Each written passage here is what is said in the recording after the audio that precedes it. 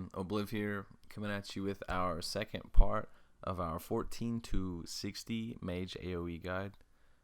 Once you ding 16, go ahead and put all your talent points into your arcane tree. You want 2 out of 2 arcane subtlety and 5 out of 5 arcane focus.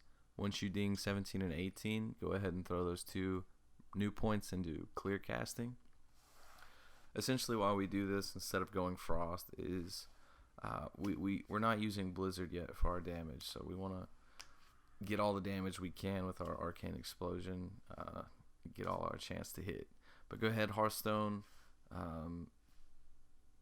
get your flame strike and undercity, and then start hoofing it back or winging it back, I guess you could say, if you want to take the bat. But we're heading to the Shining Strand. It's literally right next to our previous AoE location, our 14 through 16.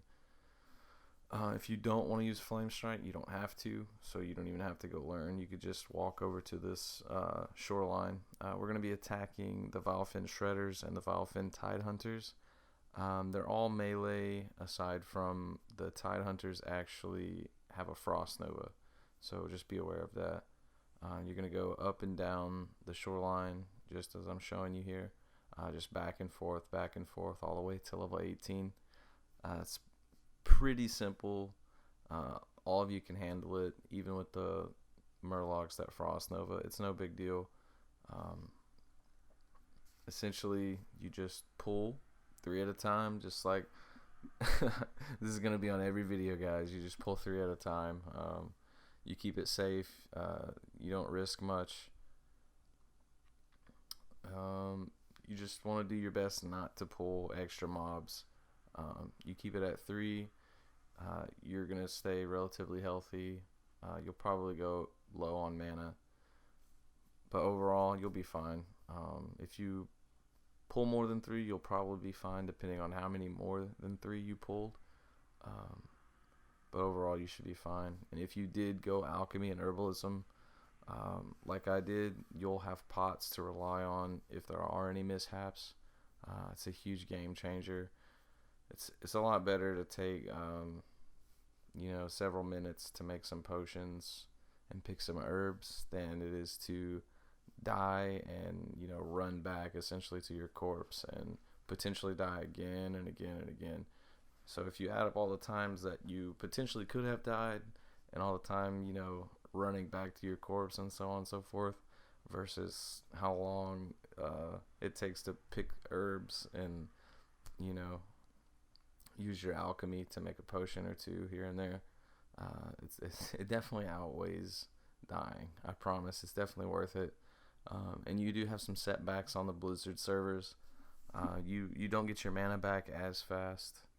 And you actually have a smaller mana pool altogether. So there are things that are gonna be a little different than what we're used to on the private servers, but I actually tested all this on the stress test servers from Blizzard, and it works exactly the same. Nothing to worry about. This will definitely work. And even I'm trying to get World First 60 with this method. Even if I don't get it, I'm still gonna level super fast, and it's gonna be a challenge the entire way. It's not gonna be just the same thing I've done for the past 10 years, questing and running dungeons. I actually didn't do any of this stuff because I was a super huge noob back in the day. All I did was Warsong Gulch and vanilla. Didn't even level to 60 because I was just that bad. I just wanted to kill Alliance, and queuing for Warsong Gulch was the easiest way for me to do it. The only time I leveled in vanilla was when my guild master felt like running me through a dungeon. That's the only way I leveled. Any other time I was in Warsong Gulch killing noobs, dude. Just ponage all over the place. I'm sure y'all know how it goes. So as you see along the shoreline, there are Murlocs on the land and in the water. You can incorporate pulling the ones from the water up onto the land. That'll help out. And there's also wargs and some of the Moonrage white scalps nearby in some areas that you can incorporate in the pool if you want to. Totally up to you. And as far as the Flame Strike or Arcane Explosion goes, it's really preference if that's more your play style. If you want to use your Flame Strike, by all means go for it. I use it sometimes I don't. I think it's kind of like a 50-50 thing, just depends really. The benefit to using your Flame Strike is I don't think you take as much damage, so that's something to keep in mind. And if you do use it, once they break out of your Frost Nova, you do want to face tank them in the after effects of your Flame Strike. You want to keep them in that dot. I guess it's a dot. It's a ticking damage over a time area effect. AoE dot, I guess you'd call it, because it does add up. I think just the Flame Strike initially hits for around 60 damage, and then if they sit in the entire duration of the effect, I think they take like another 50 or 60 damage. So you definitely want to get all of it you can, if you're going to use it, make the most of your cast time and mana consumption. But you don't have to. Honestly, you could Arcane Explosion and face tank. As long as you keep it at 3 mobs, you'll be fine. And if you do look at it that way, you would save time hearthing back to Undercity to learn Flame Strike and running back. You could simply just ding 16, run over to the shoreline from our pathing in the last video. I'll link that down below if no one's seen it. Yeah, you could potentially save some time by not using Flame Strike. And we actually don't go back to the Mage Trainer at 18. We continue farming all the way from 16 up until 20.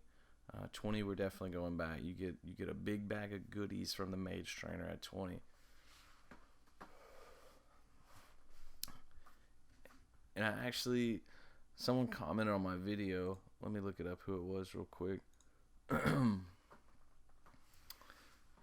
What Gedge? I don't know if I said that right, but he asked, do you plan to respec to Frost? And the answer is absolutely. The reason we're going Arcade now is we don't have Blizzard yet, so we don't have any. We wouldn't be gaining anything from going Frost spec right now besides increased armor and maybe faster Frost Nova cooldown. I feel like focusing on getting your damage out there through your Arcane Explosion, which is your main damage source here, is the most important thing. And at level 20, when we do go learn our level 20 abilities, this is when we will respec, because we get our Blizzard spell, and even though we're not going to be using our Blizzard spell yet, we won't be using Blizzard until level 22, at which point you can get all 3 talent points into improved Blizzard. If you only have 1 or 2 talent points in improved Blizzard, you could still use it theoretically, but I don't think it's the most optimal way to go. I think you want your 3 points in Blizzard to make the most of the slow. Otherwise, the mobs running through your Blizzard get to you relatively quickly. And on top of that, prior to your improved Blizzard, you'll be in Arcane and you'll have clear casting, which is gonna, I think it procs once or twice per pool, which is gonna essentially save you downtime, which is gonna speed up your pools, your clears. But yeah, that's pretty much it, guys. You just back and forth up and down this shoreline up until you're level 18. I'm going to go ahead and start working on that video right now to get it out there for you guys, because I know you want to level and you want the information quickly. I appreciate your guys' feedback and such. Just, let me know what you think. Leave me a like, comment, subscribe, because I'm going to have more videos coming for you guys. But yeah, thank you guys. Keep it classic.